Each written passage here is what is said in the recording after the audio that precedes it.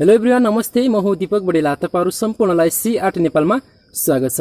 साथै तपाईले सुरुमा जुन किसिमको भिडियो देख्नुभयो, आजको यस भिडियोमा हामी त्यो किसिमको भिडियो बनाउन सिक्ने छौं। र तपाईले सबभन्दा पहिला यस्तो भिडियो बनाउनको लागि तपाईले सबभन्दा पहिला एउटा खाली चरमा जानुस् र तपाईको साथीलाई अर्थात तपाईको कुनै पनि नजिकको मित्रलाई तपाईले यस्तो किसिमको भिडियो बनाइ माग्नुस्। एकचोटी हामी ओरिजिनल भिडियो हेर्नुस् है त।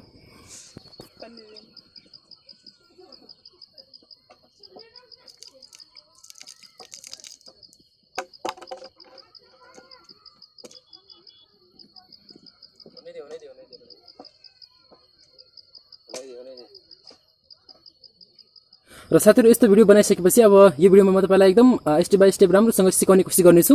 र साथीहरु, यदि तपाई टिकटक चलाउनुहुन्छ भने टिकटकमा तपाई लाइक बढाउन चाहनुहुन्छ, फ्लो बढाउन चाहनुहुन्छ र भ्यू बढाउन चाहनुहुन्छ भने तपाईले यस्ता किसिमको भिडियो हाल्नुभयो भने तपाईको म ग्यारेन्टी गर्छु तपाईको भिडियो भाइरल हुने सम्भावना धेरै हुन्छ र तपाईको लाइक बढ्ने सम्भावना, भ्यू बढ्ने सम्भावना पनि धेरै हुन्छ। त्यसैकारणले गर्दा साथीहरु, तपाई जति पनि टिकटक चलाउनुहुन्छ यो भिडियोलाई तपाईले अन्त्यसम्म हेर्नु होला, किनकि यो भिडियोमा एकदम सजिलो तरिकाबाट म तपाईलाई यहाँनिर पानीमा यस्तो किसिमको भिडियो तपाईलाई सिकाउने छु। र त्यो भन्दा पहिला तपाईलाई एउटा सानो रिक्वेस्ट गर्न चाहन्छु। यदि तपाईले अहिलेसम्म पनि हाम्रो भिडियोलाई लाइक गर्नुभएको छैन भने प्लिज लाइक गरिदिनु होला र च्यानललाई सब्स्क्राइब गर्नुभएको छैन भने पनि सब्स्क्राइब गरेर छेउमा बेल आइकनमा प्रेस गर्न चाहिँ नबिर्सिनु होला। ल त ढिला नगरी अब भिडियो सुरु गरौँ। ओके साथीहरु, तपाईहरु पनि त्यस्तो किसिमको भिडियो बनाउन चाहनुहुन्छ भने तपाईलाई यहाँनिर काइनमास्टरको आवश्यक पर्छ। यदि तपाईसँग काइनमास्टर छैन भने तपाईले यसलाई डाउनलोड गर्नु होला। प्राय यो सबैसँग हुन्छ। र साथीहरु, तपाईले यसलाई डाउनलोड गरिसकेपछि तपाईले यसलाई ओपन गर्नुहोस् र यो ओपन भइसकेपछि तपाईले देख्न सक्नुहुन्छ यहाँनिर प्लस आइकन छ। यो प्लस आइकनमा क्लिक गर्नु होला र त्यसपछि तपाईले यहाँनिर सो र स्टोर नकोरियोसलाई चुज गर्नु होला। अब तपाईले यस्तो इन्टरफेस देख्न सक्नुहुन्छ। अब साथीहरु, तपाईले सुरुमा जुन किसिमको भिडियो बनाउनु भएको छ त्यसलाई ल्याउनु पर्ने हुन्छ। त्यसलाई ल्याउनको लागि तपाईले यहाँनिर मिडिया भन्ने अप्सन छ, यो मिडियामा जानुस्। मिडियामा गइसकेपछि तपाईको भिडियो कहाँ छ तपाईले यसलाई ल्याइदिनु होला। र साथीहरु, भिडियोलाई ल्याइसकेपछि तपाईको भिडियो बनाउँदाखेरि सुरुमा र अन्त्यमा एक्स्ट्रा भाग त पक्कै पनि आएको होला। अब त्यसलाई तपाईले क्रोप गर्नुपर्ने हुन्छ। जस्तै यहाँनिर म यो क्रोप गर्छु, कैसीमा गएर यसरी क्रोप गरिदिनु होला। र लास्टमा पनि तपाईले एक्स्ट्रा भाग छ भने यसरी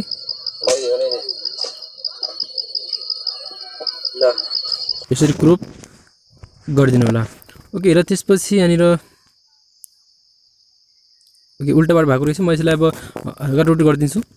त्यसपछि यहाँनिर रोटेटमा गएर म यताबाट आएको बनाइदिन्छु। अब साथीहरु, तपाईले के गर्नुपर्ने हुन्छ भने अब ध्यान दिएर हेर्नु होला।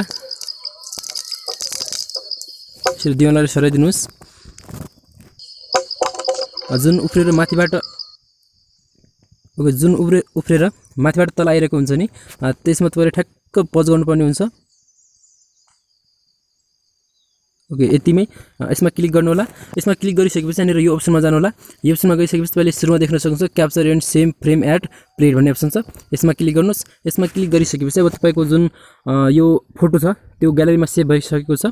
अब तपाईले एकचोटी यसलाई यसरी मिनिमाइज गरिदिनु होला। ओके, मिनिमाइज गरिसकेपछि अब तपाईले जुन अहिले क्याप्चर गर्नुभयो फोटोलाई त्यो फोटोमा जानु होला। ओके, यहाँनिर यो फोटो छ मेरो।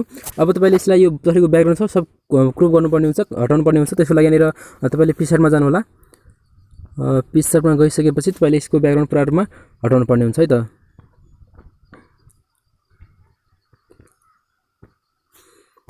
ओके, यो फोटो छ मेरो। त्यसपछि तपाईले यहाँनिर कलर भन्ने अप्सन छ। ओके, यो कलरमा क्लिक गर्नु होला। त्यसपछि तपाईले जति यसरी क्लिक गरेर त्यस लास्ट अप्सनमा क्लिक गरिदिनु होला माथि टपमा। र त्यसपछि साथीहरु, यहाँनिर अलि राम्रोसँग भइसकेको छैन। अब तपाईले यसरी इरेजर र दुईटै अप्सन छन्। यसरी तपाईले यहाँनिर राम्रोसँग यसरी हल्का मेहनत लगाएर तपाईले यसरी यसलाई बनाइदिनु होला। ओके, म अहिले हल्का मात्र बनाउँछु, तपाईले आफै राम्रोसँग बनाउनु होला। के पछिको ब्याकग्राउन्ड पुरा हटिसकेको छ। अब तपाईले यसलाई सेभ गरिदिनु होला। र सेभ गरिसकेपछि फेरि माथि जानु होला, क्लिक गर्नु होला। यसरी इन्फन छ, यसरी क्लिक गरिदिनु होला। ओके, त्यसपछि अझ फेरि तपाईले काइनमास्टर ओपन गर्नुहोस्। यो काइनमास्टरमा जानु होला। र साथीहरु, काइनमास्टरमा गइसकेपछि अब तपाईले यसरी ध्यान दिएर हेर्नुहोस् है त। जुन हामीले क्याप्चर गरेको थियौं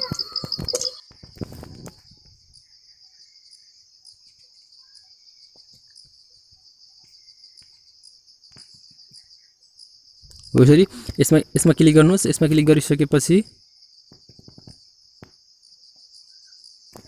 ठ्याक्क अनि यहाँनिर कैचीमा जानुहोस्, कैचीमा गइसकेपछि यहाँनिर स्पिड एट प्लेट भन्ने अप्सन छ, यसमा क्लिक गर्नु। यसमा क्लिक गरिसकेपछि यहाँनिर दुईवटा भागमा छुट्टिसकेको छ। अब तपाईँले यो पछाडिको ब्याकग्राउन्ड छ नि, यो पछाडिको यो जति पनि हिँडेको यो, यसलाई तपाईँले यसरी खाली भाग नहुन्जेलसम्म यसरी यसमा क्लिक गर्नुहोस्। यसमा क्लिक गरिसकेपछि यो यहाँनिर trim to left of plate भन्ने अप्सन छ, यसमा क्लिक गरेर हटाइदिनुहोस्। अब हेर्नु है त कस्तो बन्यो। ओके, यस्तो छ। अब तपाईँले के गर्नुपर्ने हुन्छ भने यहाँनिर यसमा क्लिक गर्नु होला। यसमा क्लिक गरिसकेपछि अब तपाईँले जुन ब्याकग्राउन्ड फोटो हटाउनु भएको छ त्यसलाई ल्याउनु पर्ने हुन्छ है त। त्यसको लागि यहाँनिर लेयरमा जानुहोस्। लेयरमा गइसकेपछि यहाँनिर तपाईँले मिडिया भन्ने अप्सनमा जानुहोस्। मिडियामा गइसकेपछि जुन तपाईँले भर्खर ब्याकग्राउन्ड हटाउनु भयो त्यसलाई ल्याइदिनु होला। कि जस्तो यहाँनिर म यसलाई ल्याउँछु। यसलाई ल्याइसकेपछि तपाईँले जुन पछाडिको फोटो छ ठ्याक्क त्यही साइजमा यसरी मिलाइदिनु होला। ओके,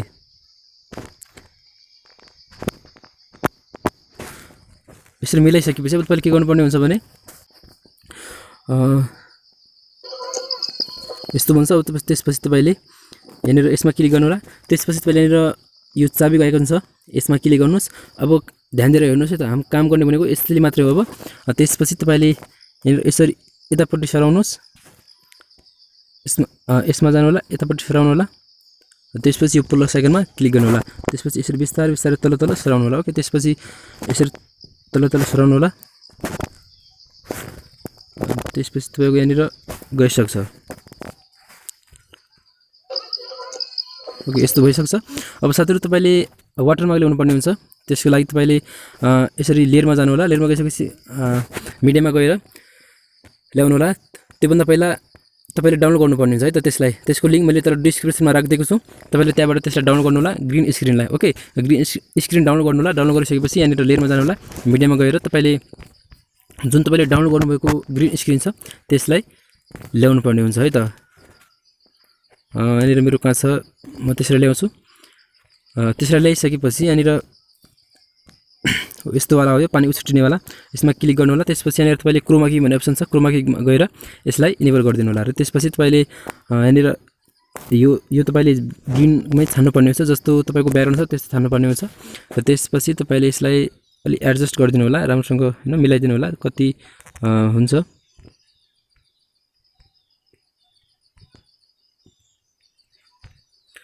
यसरी तपाईँले यसरी मिलाइदिनु होला है त।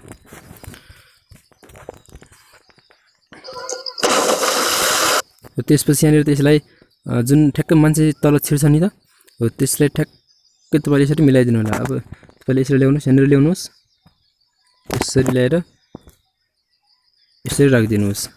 अब हेरौँ है त कस्तो बन्यो।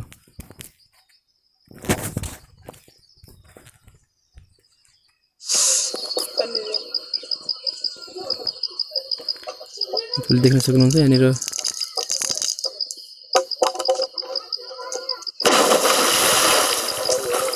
हेर्नुहोस् यस्तो बन्यो।